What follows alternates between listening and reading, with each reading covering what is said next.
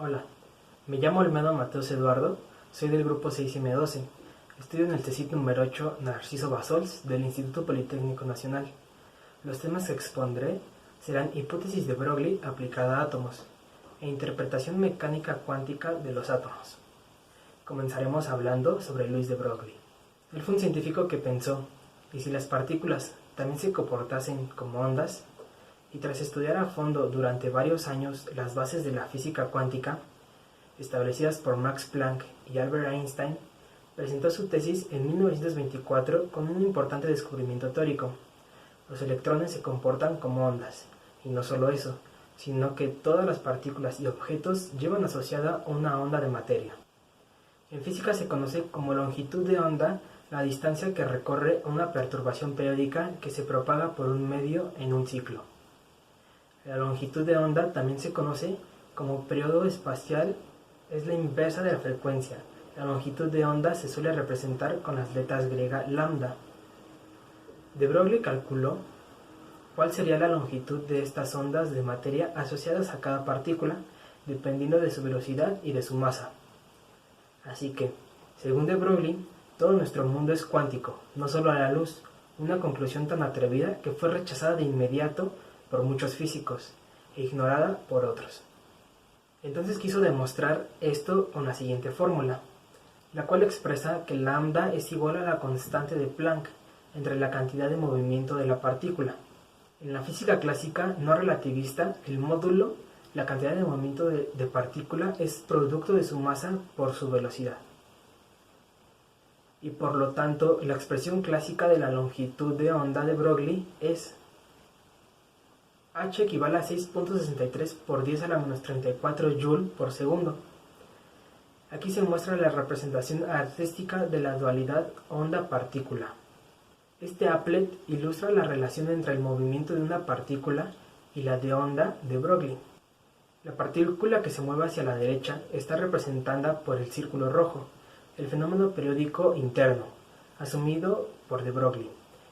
Está representado esquemáticamente por el movimiento hacia arriba y hacia abajo de la partícula.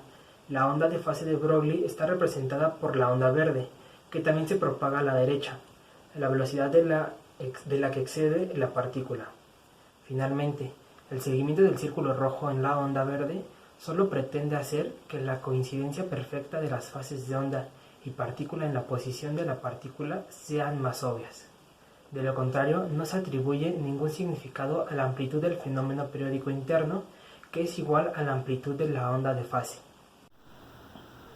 Para tener una mejor explicación de este tema, les mostraré un problema. Calcula la longitud de onda asociada a una pelota de golf de 50 gramos que se mueve a una velocidad de 500 km/h. Utilizaremos la fórmula de longitud de onda y sabemos que la constante de Planck equivale a 6.63 por 10 a la menos 34 Joule sobre segundo. Entonces, recordemos que la cantidad de movimiento de la partícula es el producto de su masa por su velocidad. Entonces, nuestra fórmula quedaría así. Y podemos comenzar a resolverlo, sabiendo que la masa de 50 gramos equivale a 0.05 kilogramos y que la velocidad 500 km/h equivale a 138.88 metros sobre segundo. Aquí en el procedimiento podemos observar cómo se convierten 50 gramos a 0.05 kilogramos y los 500 km/h a 138.88 metros sobre segundo. Ahora, utilizando la fórmula de longitud de onda y sustituyendo sus valores, podemos saber que el resultado es 9.54 por 10 a la menos 34 metros, así finalizando con este problema. Es necesario recalcar que la longitud de onda no es la distancia que recorren las partículas implicadas en la propagación de la onda, como las moléculas de agua en las ondas del mar. Los átomos o moléculas de la corteza terrestre en un terremoto, moléculas de la atmósfera terrestre propagando un sonido, es la distancia que recorre la onda. En lenguaje físico-matemático, podemos decir que la longitud de onda es una magnitud física que describe la distancia entre dos puntos consecutivos de onda sinusoidal, que que poseen la misma fase. La aplicación de la hipótesis de Broglie de los átomos fue con la teoría de Bohr, la cual describe al átomo como un núcleo pequeño y cargado positivamente, el cual se encuentra rodeado por electrones que viajan en órbitas circulares alrededor del núcleo.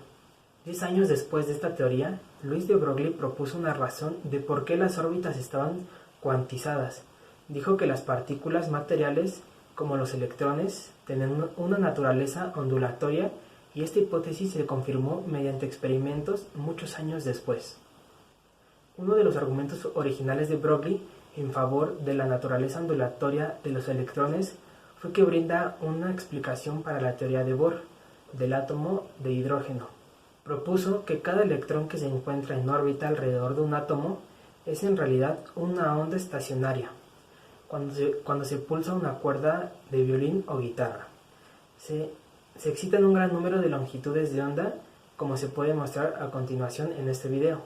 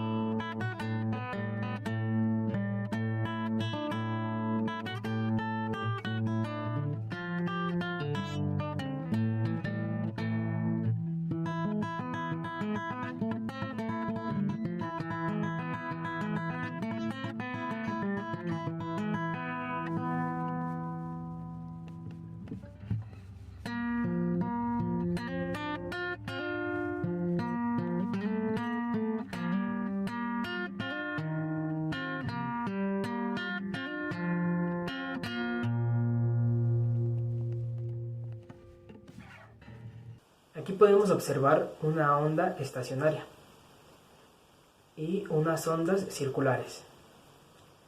El número de longitudes de onda es igual al número cuántico. La teoría de Bohr funcionó bien para el hidrógeno y para iones de un electrón, pero no tuvo éxito con átomos de muchos electrones. La teoría de Bohr no logró predecir los espectros de líneas ni para el átomo más simple, el helio. No podía explicar por qué algunas líneas de emisión son más brillantes que otras. Entonces, para 1920, se creó una nueva teoría llamada mecánica cuántica. Esta teoría resolvió el problema de la estructura atómica. Afectó una perspectiva totalmente distinta a los mecanismos básicos en los procesos físicos. Mi segundo tema habla sobre la mecánica cuántica de los átomos. El modelo atómico de Bohr dio una primera idea de cómo es un átomo. En base a esto se propusieron explicaciones de por qué los átomos emiten o absorben luz solo a ciertas longitudes de onda, las longitudes de onda de los espectros de líneas y la energía de ionización para el hidrógeno se explica en concordancia con experimentos. Para partículas materiales como los electrones, la mecánica cuántica relaciona la longitud de onda con la cantidad de movimiento de acuerdo con la fórmula de de Broglie. En la mecánica cuántica, la función de onda se representa con un símbolo psi. Así, viene siendo el símbolo de desplazamiento de onda.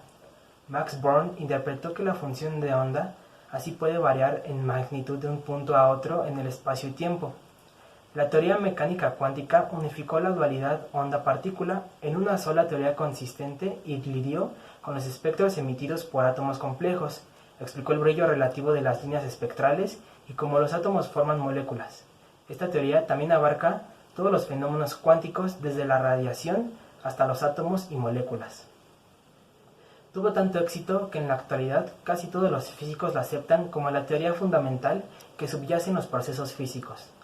La mecánica cuántica trata principalmente en el mundo microscópico de átomos y luz, pero también debe ser congruente con las antiguas leyes clásicas. Esta teoría satisface plenamente el principio de correspondencia, el cual dice que la física clásica debe emerger como una aproximación a la física cuántica a medida que los sistemas aumentan de tamaño. A continuación, mostraré un video con el experimento de la doble rendija de Young que puede ayudar a entender el funcionamiento de la onda de los electrones. Necesitamos 2 fuentes de luz, pero no nos valen 2 fuentes cualquiera. Deben ser puntuales, es decir, muy pequeñas y que emitan luz en todas las direcciones. Usaremos una lámpara de sodio, una luz muy monocromática, de un solo color. Para fabricar nuestra fuente puntual, colocaremos una rendija diminuta delante. Las dos fuentes deben ser iguales y estar separadas una distancia muy pequeña. Aquí vamos a jugar un poco con la óptica. Usaremos un prisma de Fresnel para que forme dos imágenes virtuales idénticas de la rendija, una al lado de la otra. De modo que a efectos prácticos tendremos dos rendijas. ¡Vaya! ¿Qué son esas franjas? Estamos viendo el fenómeno de la interferencia, algo que solo ocurre con las ondas. Lo que vemos en el objetivo es un patrón de interferencia. En el medio de la figura vemos una franja luminosa, un máximo, y a los lados vemos dos franjas oscuras, dos mínimos. El patrón se va repitiendo hacia ambos lados, con menor intensidad. Si hacemos un esquema con ondas en lugar de partículas, vemos lo siguiente. En cada lugar de la pantalla, las ondas llegan en un tiempo diferente. En los puntos donde las ondas llegan al mismo tiempo, la intensidad se duplica, y en otros, la intensidad se anula. De acuerdo con la mecánica cuántica, existe un límite de precisión de ciertas mediciones. Es el resultado de dos factores, la dualidad onda-partícula y la interacción entre el objeto observado y el instrumento de observación, el principio de interpretación o incertidumbre de Heisenberg. Establece que es imposible conocer simultáneamente la posición y la velocidad del electrón, y por tanto es imposible determinar su trayectoria. Cuanto mayor sea la exactitud con que conozca la posición, mayor será el error en la velocidad, y viceversa. Solamente es posible determinar la probabilidad de que el electrón se encuentre en una región determinada. Puede saber dónde está una onda o hacia dónde está yendo, pero no ambas cosas a la vez.